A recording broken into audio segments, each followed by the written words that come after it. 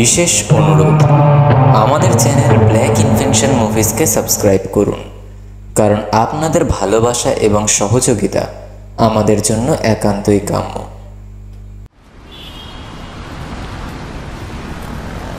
সাল 2025। নদিয়ার নাম করা ডাক্তার ডক্টর দীপাঞ্জন গোস্বামী ছোটবেলা থেকেই তার স্বপ্ন ছিল ডাক্তার হওয়ার, কিন্তু সে ভয় পেত প্রচুর। সাল 2011। ডক্টর দীপাঞ্জন তখন কলকাতা মেডিকেল কলেজের মেডিকেল স্টুডেন্ট। সেই দিন ছিল প্র্যাকটিক্যাল ডে। মানুষের মৃতদেহ কিভাবে কাটতে হয় এবং হার্ট লিভার কিভাবে বের করতে হয় সেই নিয়ে চলছিল চর্চা। মানুষটির মৃতদেহ কাটতে গিয়ে হালকা মাথা ঘুরে আসলেও কাজটা সম্পন্ন করে দীপাঞ্জন। কলেজ শেষ করে হোস্টেলে যায় সে। রাত্রে ক্যান্টিন থেকে খাওয়ার সারে রুমে এসে ঘুম দেওয়ার জন্য প্রস্তুতি নেয় সে। আচমকাই তার মনে পড়ে যায় মৃত মানুষটির দেহ কাটার পর কেমন ভয়াবহ লাগছিল তাকে। সময় কাটে, কিন্তু চোখের পাতা এক করতে পারছে না দীপাঞ্জন, কারণ ভয় করেছে তাকে গ্রাস। আচমকাই তার কানে আসে জলের ফোঁটা পড়ার শব্দ। ঘরের নিস্তব্ধতা প্রচণ্ড, যার জন্য শব্দটা তার কানে বীভৎসভাবে বাজে। আচমকাই মাথার পেছনের জানলা দিয়ে এক রক্তশূন্য হাত এগিয়ে আসে দীপাঞ্জনের মুখের দিকে। দীপাঞ্জন হালকা চোখ ঘুরিয়ে জানলায় তাকাতেই দেখে যেই মৃতদেহটা নিয়ে সে প্র্যাকটিক্যাল করছিল সেই মৃতদেহটি বুক থেকে পেট পর্যন্ত কাটা অবস্থায় এক ভয়াবহ রূপ নিয়ে দাঁড়িয়ে দেখছে দীপাঞ্জনকে।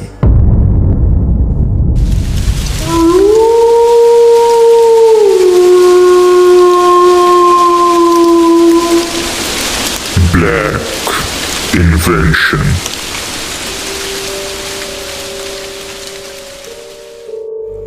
সকলকে স্বাগতম জানাই ব্ল্যাক ইনভেনশন মুভিজ অডিও স্টোরিতে। আজকের গল্প TM originals presents the fair. কিরে দীপাঞ্জন, এইবার ভালো ছুটি নিয়ে এসেছিস তো? এখন তো ভুলেই গেছিস কলকাতা শহরটা। আরে দিদি, কি বলো না তুমি, আজব যত সব তোমার কথা। তা তুই কতদিনের জন্য এসেছিস? এই তো কাল থাকবো, পরশু বেরিয়ে যাব। বাহ, অনেক দিনের ছুটি নিয়ে নিয়েছিস তো। দীপাঞ্জন যখন মেডিকেল কলেজে পড়তো তখন তার পরিচয় হয় রুক্মিণীর সাথে। অনেক কিছুতেই দীপাঞ্জনের সাহায্য করেছে রুক্মিণী। দীপাঞ্জনের থেকে প্রায় 10 বছরের বড় সে। আস্তে আস্তে তাদের সম্পর্ক গভীর হয় এবং তৈরি হয় ভাই বোনের সম্পর্ক। আর দিদি, পলাশের কি খবর? এই তো ইঞ্জিনিয়ারিং পাশ করলো, আর 1 সপ্তাহের মধ্যে আসানসোল যাবে। ওর কমেছে আগের মতো ভূতের গল্প পড়া? না রে, এখনো একই রকম আছে। নিজের কাজ নিয়ে ব্যস্ত, আর তার সাথে ভুতুরে গল্প। ছেলেটা একই রকম রয়ে গেল, তাই না দিদি? হ্যাঁ, দেখ না, আর কিছুক্ষণ পরই আসবে। এক কাজ করিস, ওকে তুই তোর জীবনের ঘটনাগুলো বলিস। আর বলো না, আমার কলেজ জীবনের গল্প, যা ভয় পেয়েছি আমি সারা জীবন মনে রাখবো।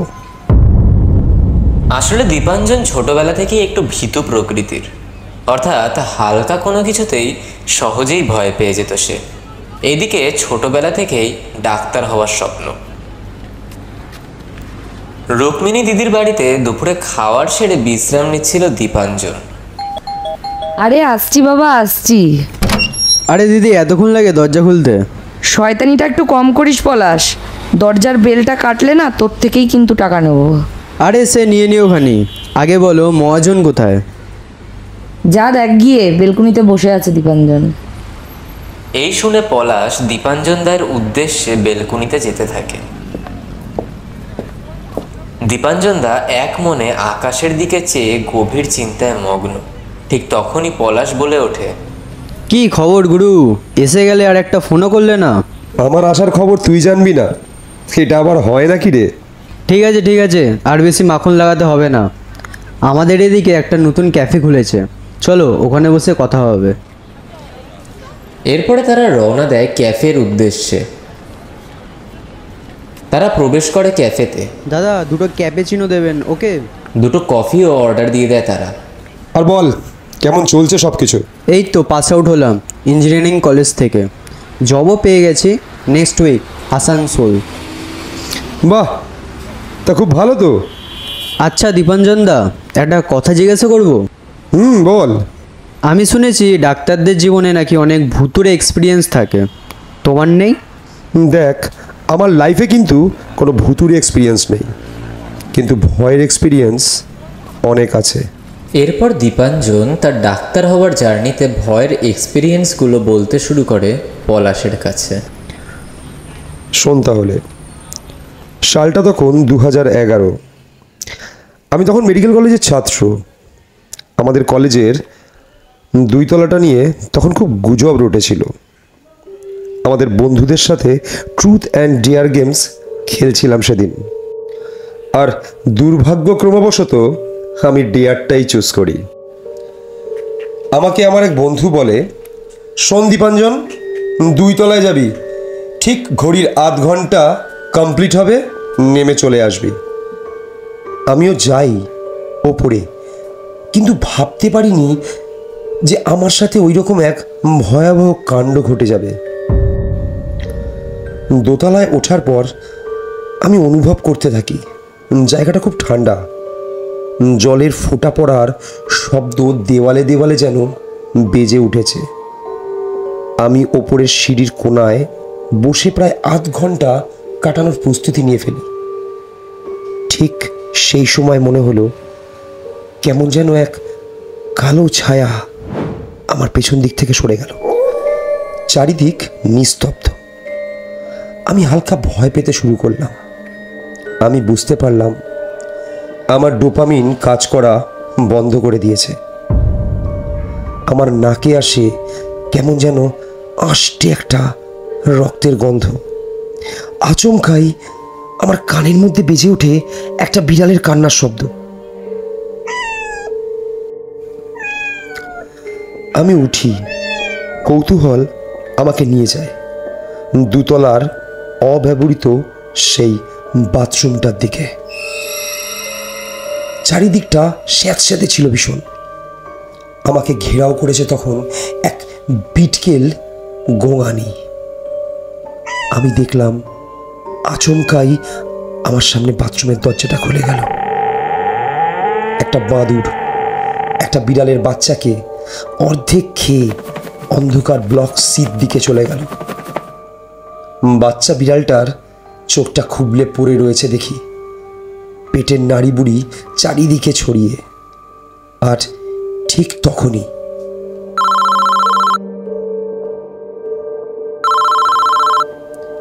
আমার ফোনে ফোন আসে। আমার বন্ধুরা ফোন করে আমাকে বলে, আধ ঘন্টা কমপ্লিট দীপাঞ্জন, সত্যি তোর দম আছে। কিন্তু তারা বুঝতে পারেনি যে সেই দিন আমি ভয় পেয়েছিলাম। বাহ, এই ছোট জিনিসেই ভয় পেয়ে গেলে? ভয় কাকে কখন কিভাবে গ্রাস করে কেউ জানে না। তাহলে তোকে আরেকটা গল্প বলি শোন। সেই দিন ছিল কলেজের প্র্যাকটিক্যাল ডে। মানুষের শরীর কিভাবে কাটতে হয় আর কিভাবে হার্ট, কিডনি, লিভার বার করতে হয় সেই নিয়ে ছিল চর্চা। যেহেতু আমার কাছে এসব প্রথমবার, সুতরাং দেহটা কাটতে গিয়ে আমার মাথাটা ঘুরিয়ে আসছিল বেশ।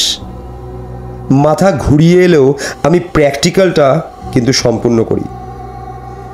ঠিক আছে, সব কিছুই কিন্তু ঠিক চলছিল।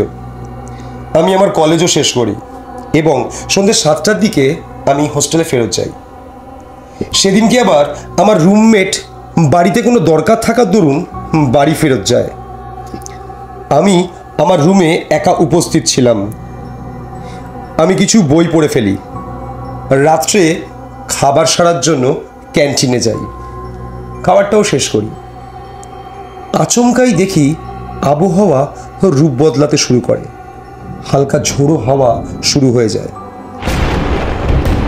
আকাশে মাঝে মধ্যে বিদ্যুৎও চমকাচ্ছিল বেশ। আমি নিজের রুমে ফেরত আসি। পরের দিন কলেজ থাকার দরুন আমি ঘুমানোর জন্য বিছানায় উঠি।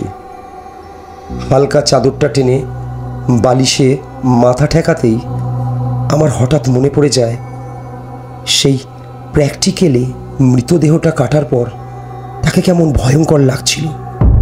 শরীরটা কেমন যেন শুকিয়ে গেছিল।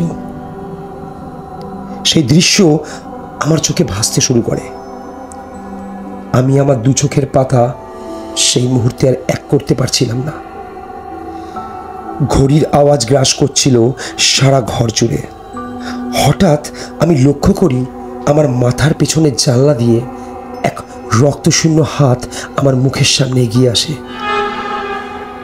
হালকা চোখ জানলার দিকে ঘোরাতেই আমি দেখি যেই মৃতদেহটা নিয়ে আমি প্র্যাকটিক্যাল করছিলাম সেই মৃতদেহটা বুক থেকে পেট পর্যন্ত চেরা অবস্থায় আমার জানলার অপর প্রান্ত থেকে আমাকে বিকটভাবে দেখছে।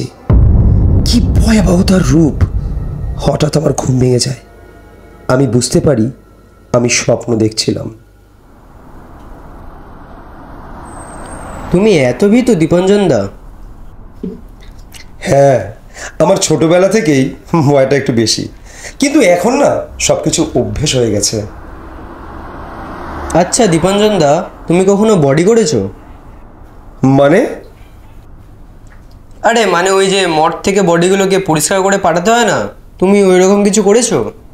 হ্যাঁ, করেছি রে। এমনকি সেখানেও আমি ভয় পেয়েছি। ওখানেও ভয়? কি ভয় পেয়েছো ওখানে? আমি আর আমার বন্ধু রক্তিম একদিন বডি করার জন্য ব্লক দিতে যাই। ওইখানে ছিন্ন ভিন্ন বা বলতে পারিস লাওয়ারিস যে লাশগুলো পড়ে থাকে, যেগুলো পরিষ্কার করা হয়, আমি আর আমার বন্ধু রক্তিম বডি করার জন্য ব্লক দিতে প্রবেশ করি। মুখে সার্জিক্যাল মাস্ক, হাতে গ্লাভস, বেডে পড়ে থাকা। আমরা শুরু করি বডি করা। লাশের মাংস খুবলে যাওয়ার স্থানগুলো আমরা সেলাই করতে শুরু করি। এরপর বডিটাকে আমরা কেমিক্যালে ফেলে ওয়াশও করতে শুরু করি। সব কিছু ঠিকঠাক চলছিল, কিন্তু যখন আমরা লাশটার ব্যাক সাইড পরিষ্কার করার জন্য বডিটাকে ঘোরাতে যাই, ঠিক সেই মুহূর্তে আচমকাই বডিটা বেডের মধ্যে উঠে বসে, চোখ দুটো খুলে যায়। সেই সময় আমি নিজেকে নিজে দেখছিলাম সেই লাশটার চোখের মনির ভেতর। সেই মুহূর্তে এই দৃশ্য দেখে আমার হৃদস্পন্দন বেড়ে যায়। আমি ভয় পেয়ে যাওয়ার দরুন আমার শরীর খারাপ হতে শুরু করে। আমি চোখের সামনে দেখছি একটা ফ্যাকাশে লাশ আমার সামনে বসে আছে। আমাদের তখন ভয়ে গলার স্বর হারিয়ে যায়। আমরা বেডের থেকে দূরে সরতে শুরু করি আস্তে আস্তে। ঠিক তখনই রক্তিম ডাক্তার বলে চিৎকার করে ওঠে। কিছুক্ষণের মধ্যে ডাক্তার চলেও আসে, আর সাথে সাথে লাশটার মেরুদণ্ডের মধ্যে ডাক্তারি হাতুড়ি দিয়ে আঘাত করাতেই লাশটা নর্মাল হয়ে বেডে পড়ে যায়। এবং ডাক্তার বলে বডিটা স্টিফ হয়ে যাওয়ার দরুন বডিটা উঠে বসেছিল। দীপাঞ্জনদার ভয় পাওয়ার গল্প শুনে পলাশ থমকে যায়। পলাশ বলে ওঠে, অল্প অল্প বিষয়েও কেমন ভয়ঙ্করভাবে ভয় পাওয়াতে পারে, তাই না দীপঞ্জনদা? হ্যাঁ, তুই মনে করিস না এই তিনটেই আমার জীবনে ঘটেছে। সময় পেলে আবার শোনাবো গল্প। ডাক্তারদের জীবনে ভয়ের গল্প কোনোদিন শেষ হয় না।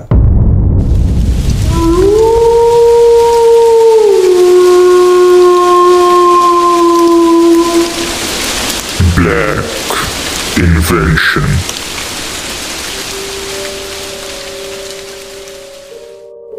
নমস্কার বন্ধুরা, গল্পটি ভালো লেগে থাকলে অবশ্যই লাইক, কমেন্ট এবং সাবস্ক্রাইবের মাধ্যম দ্বারা জানাবেন। কোনো ভুল ত্রুটি হলে তা ধরিয়েও দেবেন। দেখা হচ্ছে শনিবার ঠিক রাত 11টা 11।